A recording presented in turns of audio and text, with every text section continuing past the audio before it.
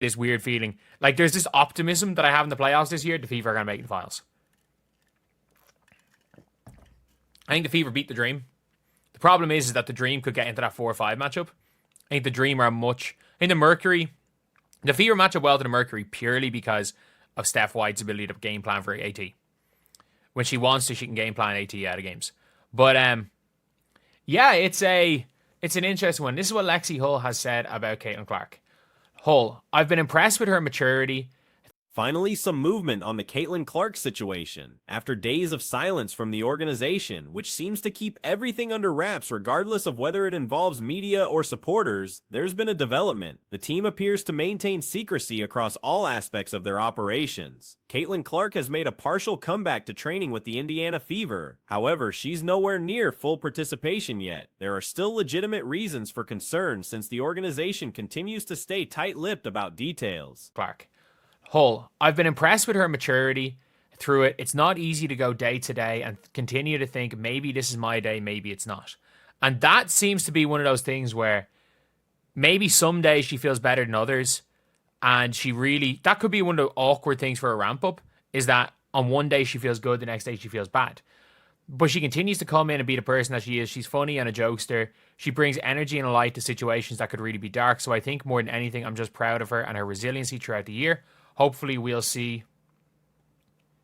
Nevertheless, this development suggests she'll likely return before the season ends. Recent footage shows Clark participating in 5-on-0 drills alongside reserve players, the first confirmed sighting of her at team practice. Her presence at training indicates the organization expects her return, which is crucial since the Fever have virtually no chance without their star player. The timing works in Indiana's favor since Seattle suffered a defeat recently. This positions the Fever as likely 7th seed candidates. With that seeding, they'd avoid facing the top-ranked team in early playoff rounds, though they'd need to handle Chicago successfully. Hopefully we'll see. I've gone a little bit low on this. Let me just scroll. For a second. It's going to go black screen for a second. Let's just bring this the whole way up. Hopefully we'll see her back out there, which is exactly what we want to see. We want to see Caitlin back out there completely. Hull, she just continues to show up every day.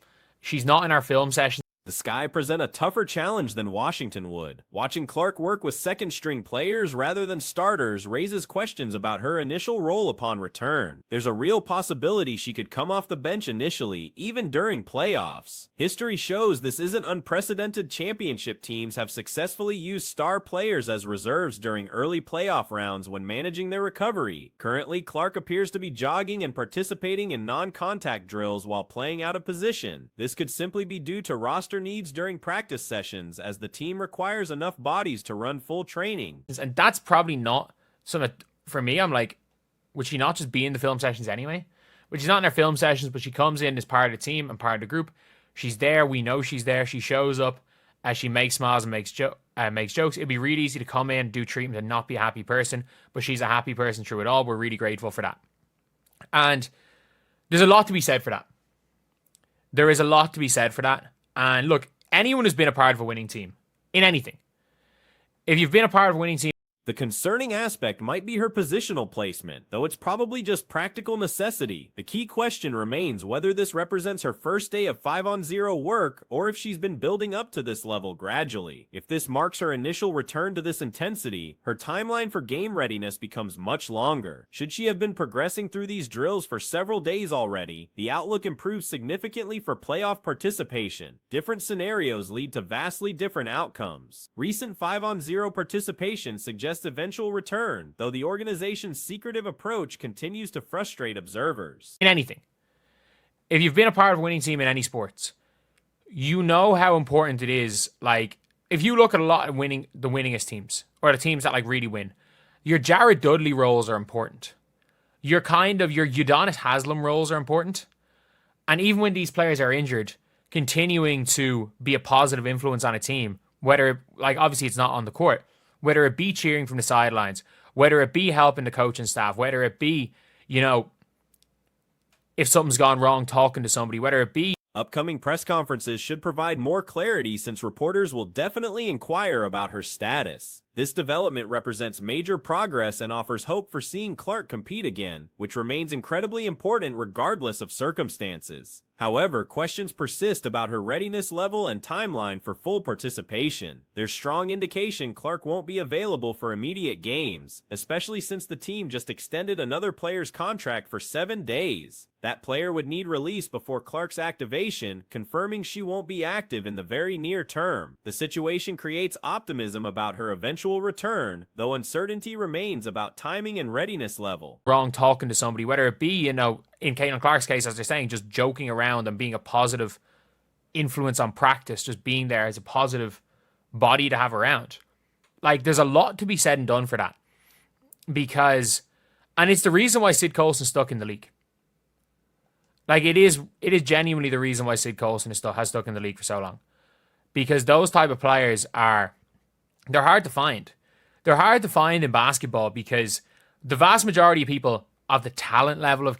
If this truly represents her first higher intensity practice, regular season return becomes unlikely. In that scenario, playoff minutes would probably be limited, perhaps 15 minutes maximum per game. Without complete recovery, difficult decisions await regarding playing time. A partially healthy Clark might not outperform healthy reserves, leading to bench role continuation and potential fan disappointment. Coaching staff must weigh these factors carefully when determining her usage upon return. Caitlin Clark, or of the talent level to make it to an NBA, to make it to a WNBA.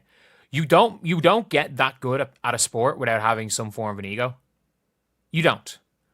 Like, it's extremely rare. And for people being like, oh, these zero ego players, like, every single player in this league was the best player on their team on 90% of the teams they've been on before making that league. They're one of the best players. If they go overseas, they're one of the 2 or 3 best players in their team. If growing up, they were the best player on their team.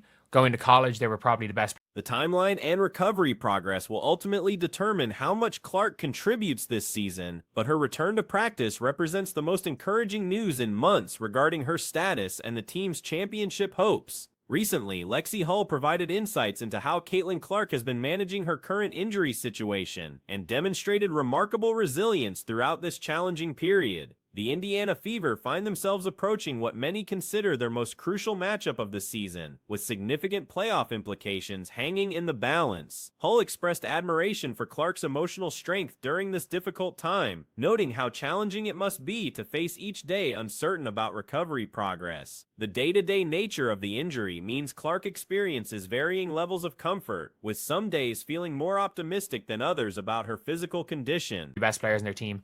If growing up, they were the best player on their team. Going to college, they were probably the best player on their team or one of the 2 or 3 best players on their team. And you get to this league. So you can't be a success. It's really hard to be a success with zero ego. And especially when you are a superstar player like a Caitlin Clark.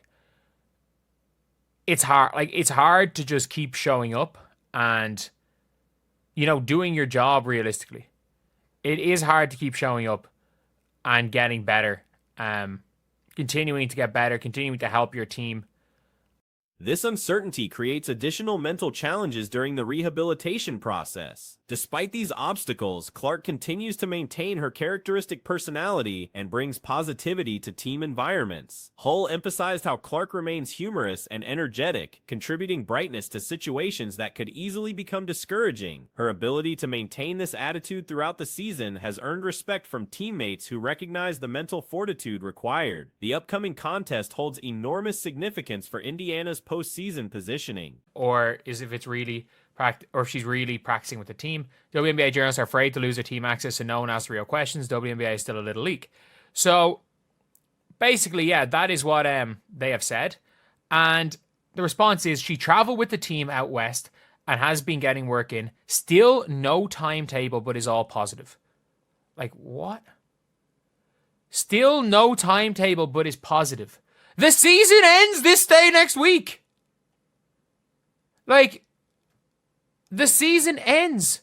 Victory would essentially guarantee avoiding the particularly challenging playoff path that requires navigating through both the Liberty and the Lynx before reaching championship games. There exists genuine optimism about the Fever's potential to reach the finals this season, particularly given their favorable match. This day next week. There is literally, we have 4 games left in the season and one of them's tonight. I think next Tuesday is their last game. The season ends in a week. The season ends 1 week from now. And we are literally sitting there like, you know, oh, Caitlyn's, there's actually no timetable for her to come back. What do you mean there's only a week left? If there's no time. While she doesn't participate in tactical meetings, she remains actively involved with the team's daily operations. Her consistent attendance and positive demeanor during treatment sessions demonstrates commitment to team success, even while unable to contribute on court. Rather than becoming withdrawn or negative, she maintains cheerfulness throughout the rehabilitation process. This type of leadership becomes invaluable for championship-caliber organizations. History shows that successful teams often benefit from players who can provide positive influence regardless of their playing status. Timetable for her to come back. What do you mean there's only a week left? If there's no timetable for Caitlyn to come back, then like, can we just assume she's not coming back? And by the way, for you being like, oh, this is Scott Agnes, why would this Scott Agnes? Man, Scott Agnes was right about the ankle injury. He was the only person that was right about the ankle injury. Everybody else said that there was no setback. The reason there was no setback was because because technically there's no timetable, so it's impossible to set back and no timetable. Like, veterans who embrace supportive roles, whether through injury or reduced playing time, contribute significantly to team chemistry and success. The rarity of such attitudes becomes apparent when considering the typical background of professional athletes. Most players reaching elite levels possess substantial talent and served as primary contributors throughout their careers. From youth sports through college, these individuals typically ranked among their team's best performers. Developing such elite skills usually requires considerable confidence and competitive drive. So it's impossible to set back and no timetable. Like, what's happening? What is actually happening right now? Like, we're so in the dark when it comes to Caitlin Clark. And the Indiana Fever still don't have a timetable. Not even like, there's no updates. Nobody's been given an update. No one will ask questions. Nobody knows. No one knows if she's back practicing. Like, nobody actually knows if she's back practicing. Transitioning to professional leagues where everyone possesses exceptional ability creates unique psychological challenges. Maintaining motivation and positive attitudes while facing reduced roles or injury setbacks requires exceptional character. Clark's ability to navigate these circumstances while preserving team morale demonstrates maturity beyond her years. The significance of her approach becomes clearer when considering how easily situations like this could deteriorate. Professional athletes invest tremendous emotional energy in their careers, making enforced absences particularly difficult mentally. And that's the scariest part, is that nobody knows whether or not Caitlin Clark is practicing with the team. If Caitlin Clark is practicing with the team, and she's like going through even like 75-80% speed things, there is a possibility that she's going to be back. But like, they play, if she's not back by Friday, I don't think she's going to be back. Like, I think everyone just assumes she's going to be back for the Chicago Sky game because it's their first like home game. But if she's not back Friday, what happens? Are they going to bring her back for a Lynx game and that's it? Clark's decision to remain engaged and supportive rather than becoming distant or bitter benefits everyone involved. Her reputation for positive interactions appears consistent across all reported encounters. No negative stories emerge regarding her character or behavior, suggesting genuine authenticity in her approach to relationships and professional responsibilities. This consistency indicates her current attitude during injury recovery reflects her true personality rather than manufactured public relations efforts. The internal struggle she likely experiences makes her outward positivity even more impressive. You're going to bring her back for a Lynx game and that's it? Is that it? Is that all they're going to bring her back for? And if I'm going to be honest, I think fans absolutely have the right to know when they're spending money. Everyone being like, oh, you know, fans don't have the right to know our medical record. We don't have the rights to know all of every single bit of Caitlin Clark's medical records. I agree with that point.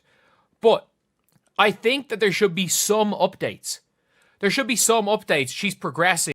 Competitive athletes typically feel intense frustration when prevented from participating, especially during important moments in the season. Managing these emotions while continuing to support teammates requires significant emotional intelligence and self-control. From an objective standpoint, removing any external biases or allegiances, Clark's personal qualities make her difficult to dislike. Her genuine desire to contribute to team success, whether through on-court performance or supportive presence, reflects admirable character traits that transcend basketball abilities.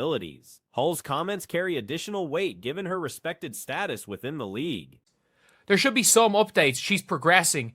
We should be able to know, has she been practicing?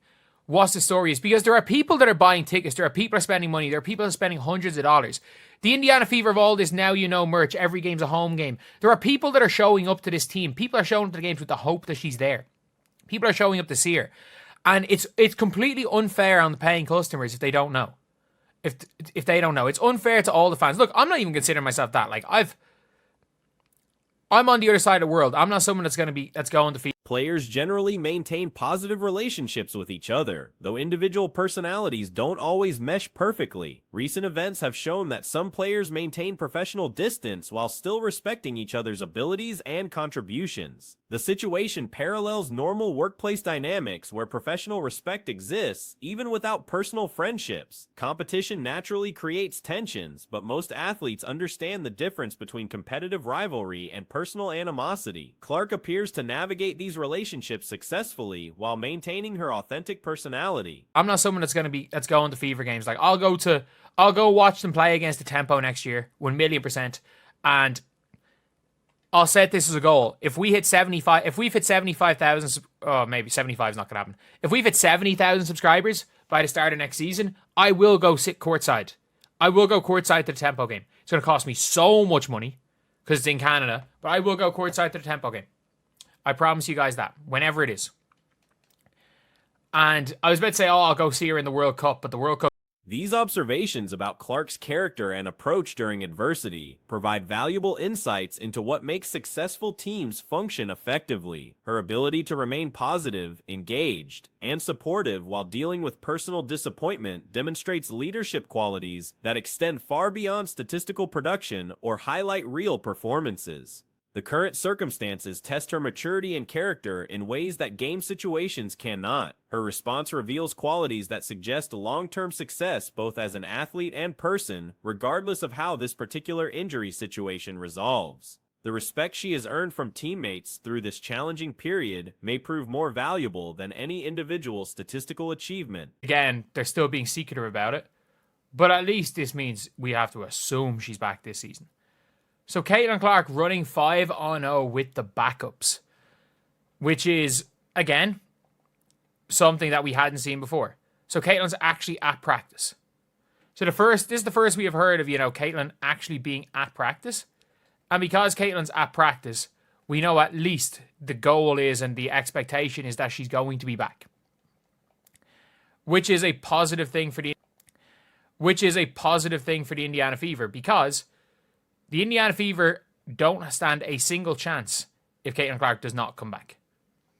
And the one positive thing is that one of the positive things about this whole situation is that the Seattle Storm lost last night. So the Indiana Fever, in all likelihood, are going to be the 7th seed.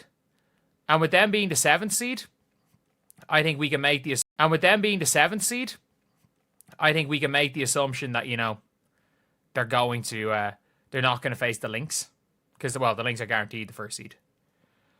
But if they beat the Chicago Sky, I think they're in really good shape. They're in really, really, really good shape to go and get into that 7th seed spot. As long as they don't lose to the Mystics, which I can't see them doing.